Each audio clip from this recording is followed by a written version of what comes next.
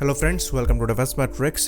तो ये चीज़ हम जानते हैं कि कुछ ही दिनों पहले LCA-30 से अस्त्र मिसाइल को फायर करके देखा गया है। उससे पहले LCA-30 की पिक्चर्स आई थी अस्त्र मिसाइल के कैप्टिव ट्रायल्स के दौरान, जिसमें हम ये देख सकते थे कि अस्त्र मिसाइल अस्त्र लॉन्चर में लगी है और उसके ऊपर एक प्लग को भी लगाया गया था LCA-30 से कनेक्ट करने के लिए। तो इस पर हमने विस्तार से चर्चा करी थी और बताया था कि कैसे अस्त्र मिसाइल को लगाने के लिए यहाँ पर लॉन्चर को तो इस्तेमाल किया ही जा रहा है, जो कि अस्त्र मिसाइल को लॉन्च करता है। साथ ही साथ तेजस से कनेक्ट करने के लिए बीच में इसके पायलॉन में एक प्लग को भी लगाना पड़ रहा है, जो कि अरेंजमेंट को थोड़ा कॉम्प्लिकेटेड बना देता है। तो ये जो पायलॉन है या फिर वेपन स्टेशन है, ये इतना सिंपल नहीं होता है, ये काफ़ी कॉम्प्लिकेटेड होता है। इसको वेपन की इंफॉर्मेशन जहाज़ तक पहुँचानी है और जहाज़ से आ रहे सिग्नल वेपन्स तक पहुँचाने हैं। तो रशिया जैसी कंट्री अगर किसी एयरक्राफ्ट को बनाती है तो उसके पायलॉन्स को रशिया में डेवलप हुए वेपन्स के हिसाब से बनाया जाता है। तो इंटरफेस काफ़ी स्ट्रीमलाइन होता है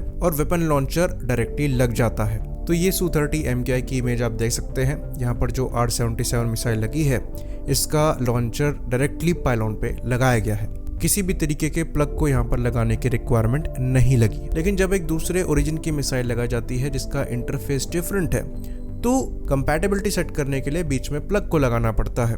लेकिन अब यहाँ पर सवाल ये उठेगा कि जो अस्त्र मिसाइल Su-30 MKI से पेयर करी गई है, वहाँ पर तो किसी तरीके के प्लग को लगाने की जरूरत नहीं पड़ी। तो इसका जवाब ये है कि अस्त्र मिसाइल को शुरुआत से ही Su-30 MKI से इंटीग्रेट करना है, इस चीज़ को दिमाग में रखकर बनाया गया। और यहाँ तक कि ये भी कहा जाता है कि इसका जो लॉन्चर है ये काफ़ी ज़्यादा सिमिलर है R-73 के रेल लॉन्चर से, इसलिए वहाँ पर आपको एडिशनल प्लग दिखाई नहीं देता है। तो प्लग जो है ये काम तो कर देता है, पर चीज़ों को कॉम्प्लिकेटेड बना देता है। और अगर आप कई तरीके के वेपन्स को डेवलप करने जा रहे हैं तो ये कोई सॉल्यूशन नहीं है। इसलिए काम किया जा रहा है कॉमन लॉन्चर पर, जो कि हर तरीके के इंडियन वेपन्स को इन प्लेटफॉर्म से इंटीग्रेट करने में सक्षम होगा। यानी कि ये जो डिफरेंट इंटरफेस है, इसके बीच में ये कंपैटिबिलिटी लॉन्चर बनाने में सक्षम होगा और हर तरीके के जो फ्यूचर वेपन्स डेवलप होंगे वो यहाँ से फायर होने में सक्षम होंगे। और उनके इंटीग्रेशन के लिए हमें ओरिजिनल इक्विपमेंट मैन्युफैक्चरर को नहीं देखना पड़ेगा। तो यहाँ पर air to air universal launcher में इजेक्टर लॉन्चर और रेल लॉन्चर दोनों को एक्सपेक्ट किया जा रहा है, जो कि अस्त्र के सारे वेरिएंट्स को फायर करने में सक्षम होगा। साथ ही साथ एयर टू सरफेस के लिए भी एक यूनिवर्सल लॉन्चर होगा, जो कि air to ground missiles, unguided bombs और डिफरेंट म्यूनिशंस को फायर करने में सक्षम होगा, जो कि 50 किलो से 1500 किलोग्राम तक के पेलोड को कैरी कर पाएगा। साथ ही साथ यहाँ पर चीज़ों को कॉम्पैक्ट रखने की भी कोशिश करी जा रही है और वजन को भी काबू में रखने की कोशिश करी जा रही है, ताकि रिक्वायरमेंट से वेट यहाँ पर ज़्यादा ना हो एक पर्टिकुलर पायलॉन का।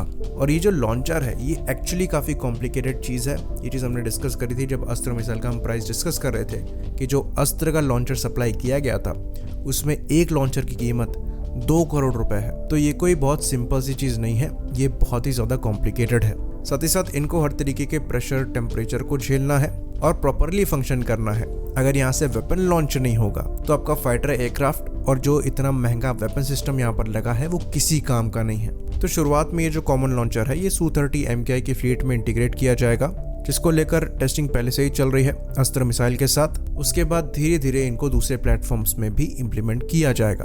तो इसको यूज करने से पहली बात तो जो कॉस्ट इशू है ये सॉल्व होगा, साथ ही साथ लॉजिस्टिक्स इशू भी यहाँ पर सॉर्ट होगा। तो ये कोई छोटी प्रॉब्लम नहीं है जिसे यहाँ पर सॉर्ट करने की कोशिश करी जा रही है। तो यहाँ पर जो प्रोग्रेस हो रही है ये एक्चुअली काफी इंपॉर्टेंट है और डिस्कस होनी चाहिए। बाकी इस वीडियो को खत्म करने से पहले एक इम्पॉर्टेंट इन्फॉर्मेशन हम आपको दे दें तो अनअकैडमी द्वारा एक स्पेशल इवेंट कराया जा रहा है 12 सितंबर यानी कि कल शाम को 4 बजे। वेन्यू है Unacademy centre, Pusa road, new Delhi. तो ये अनअकैडमी का बिगेस्ट मीट और ग्रीट इवेंट है, जिसमें आप अपने फेवरेट एजुकेटर से मिल पाएंगे। साथ ही साथ यहाँ पर आपके लिए सरप्राइज भी है।